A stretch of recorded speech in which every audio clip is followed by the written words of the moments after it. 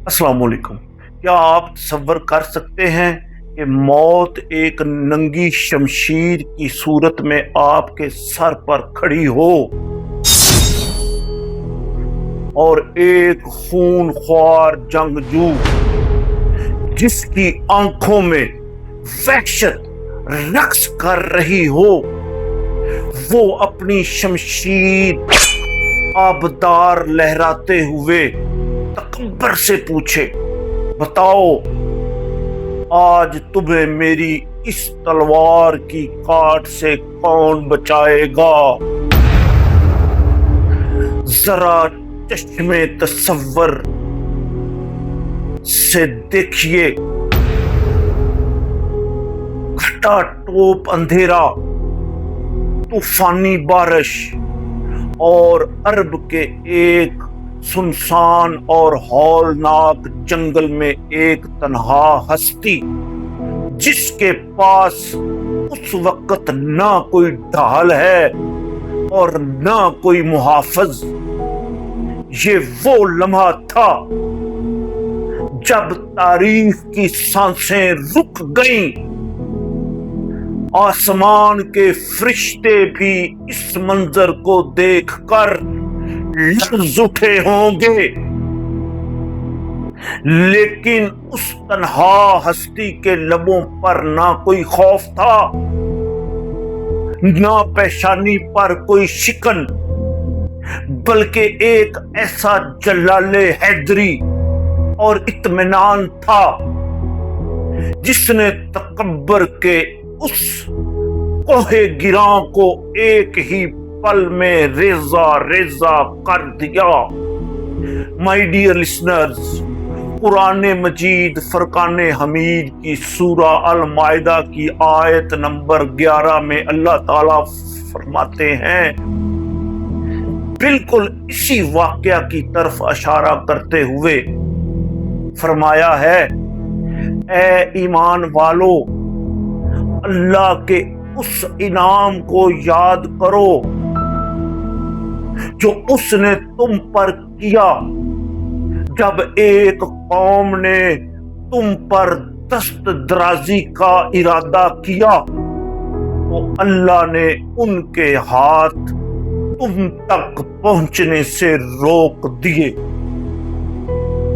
My dear listener, आज मैं आपको तारीख इस्लाम के उस पोशीदा और लर्जा खेज बाब की तरफ लेकर जा रहा हूं जहां कुफर के नापाक अरादे अल्लाह की आयकाए कहर से टकरा कर खाकस्तर हो गए।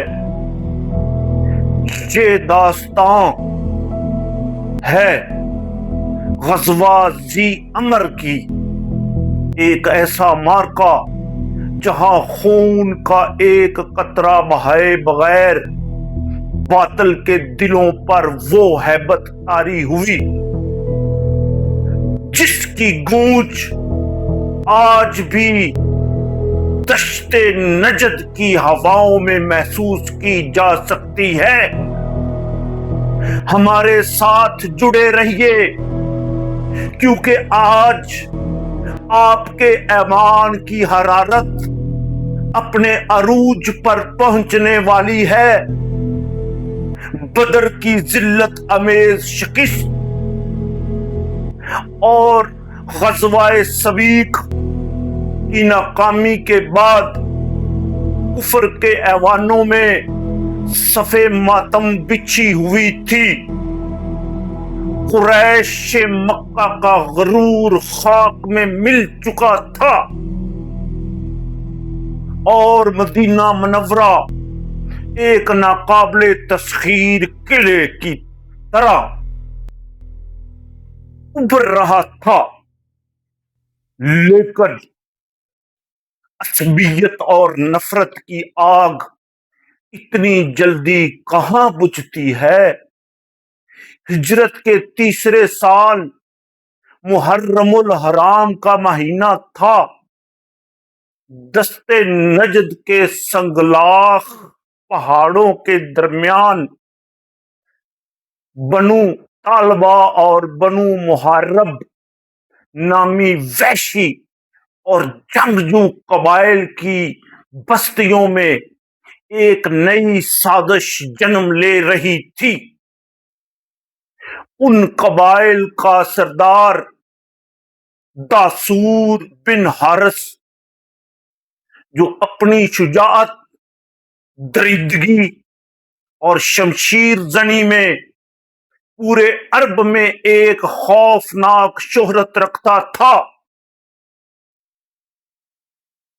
اس نے مدینہ پر ایک اچانک اور ہولناک شب خون مارنے کا ارادہ کیا۔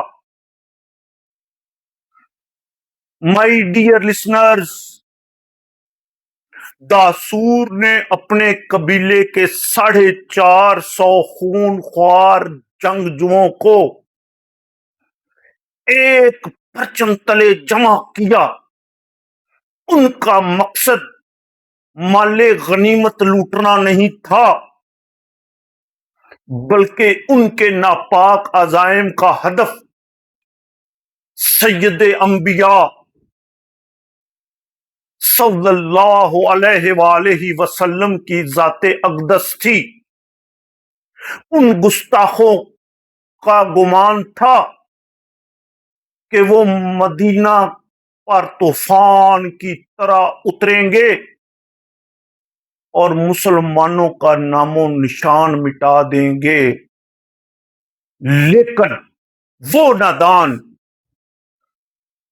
اس قدرت الہی سے بے خبر تھے کہ نبوت کی آنکھیں سوتی ہیں لیکن دل جاگتا رہتا ہے۔ مدینہ منورہ کا انٹیلیجنس کا نظام، جو رسول اللہ صلی اللہ علیہ وآلہ وسلم نے خود تشکیل دیا تھا، وہ اس قدر مستعد اور بے عیب تھا کہ دشمن ابھی اپنے خیموں میں سازشیں ہی بن رہا ہوتا اور اس کی خبر دربار رسالت میں پہنچ جایا کرتی تھی۔ جیسے ہی بنو غطفان کے ان جنگجوؤں کی نقل و حرکت کی اطلاع مدینہ پہنچی، خلیفہ وقت نے دفاعی مصالحت پسندی کے بجائے پیش قدمی کا وہ شاندار عسکری اصول اپنایا جو آج کی جدید جنگی حکمت عملیوں کی بھی بنیاد ہے۔ آقائے دو جہاں حضرت محمد مصطفیٰ صلی اللہ علیہ وآلہ وسلم نے مدینہ کی باغ ڈور حضرت عثمان بن عفان رضی اللہ عنہ کے سپرد کی اور 450 جانساروں کا ایک لشکر جرار تیار کیا، اور وہ فدائین تھے جن کی تلواریں بدر کے خون سے ابھی تک سرخ تھی اور جن کے سینوں میں شہادت کی تڑپ کسی بے چین سمندر کی طرح موجزن تھی۔ یہ لشکر اللہ کے رسول کی قیادت میں مدینہ سے نجد کی طرف روانہ ہوا۔ ان کا ہدف وہ علاقہ تھا جسے ذی امر کہا جاتا ہے۔ یہ سفر کوئی عام سفر نہیں تھا، یہ سنگلاخ چٹانوں، جھلساتی ہوئی دھوپ اور خوفناک دروں سے گزر کر دشمن کی کچھار میں گھس کر انہیں للکارنے کا سفر تھا۔ لشکر اسلام جب نجد کے پہاڑوں میں داخل ہوا تو ایک مقام پر انہیں بنو سالبہ کا ایک شخص ملا جس کا نام جبار تھا.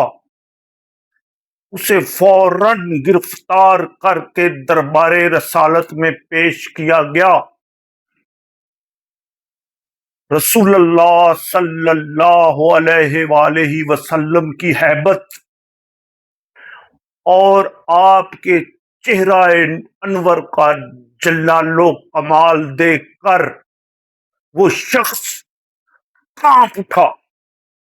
جب اس پر اسلام کی حقانیت واضح کی گئی تو اس کے دل کی بنجر زمین پر ہدایت کی ایسی بارش ہوئی کہ وہ اسی وقت کلمہ پڑھ کر دائرہ اسلام میں داخل ہو گیا. اس شخص نے مخبر کے طور پر بتایا کہ مسلمانوں کے لشکر کی آمد کی خبر سنتے ہی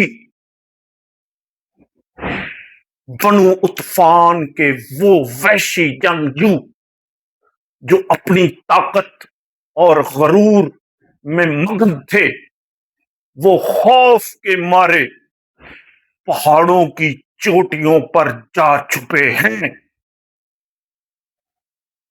لشکر اسلام پیش قدمی کرتا ہوا وادی ذی امر تک پہنچ گیا، لیکن اسی دوران آسمان کا رنگ اچانک تبدیل ہونے لگا. کالے سیاہ بادل جو کسی غضبناک طوفان کا پیش خیمہ تھے پوری وادی پر چھا گئے، اور پھر ایک ایسی طوفانی بارش شروع ہوئی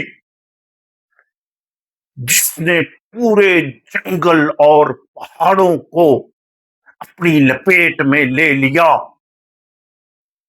موسلا دھار بارش اور رسول اللہ صلی اللہ علیہ وآلہ وسلم اور صحابہ اکرام کے لباس مکمل طور پر بھیگ گئے. مائی ڈیئر لسنرز، جب بارش تھمی تو لشکر نے ایک کھلی وادی میں پڑاؤ ڈالا. صحابہ اکرام اپنے ہتھیار اور کپڑے سکھانے کے لیے درختوں کے سائے میں پھیل گئے. رسول اللہ صلی اللہ علیہ وآلہ وسلم بھی اپنے گیلے کپڑے سکھانے کے لیے لشکر سے قدرے فاصلے پر ایک گھنے درخت کی ٹہنی پر اپنی چادر مبارک لٹکا کر اس درخت کے سائے تلے لیٹ کر آرام فرمانے لگے. صحابہ اکرام اپنی اپنی جگہوں پر مصروف تھے اور آپ صلی اللہ علیہ وآلہ وسلم تنہا اپنی چادر مبارک خشک ہونے کے انتظار میں آرام فرما رہے تھے. وادی میں ایک عجیب سی خاموشی طاری تھی، لیکن کسی کو اندازہ نہیں تھا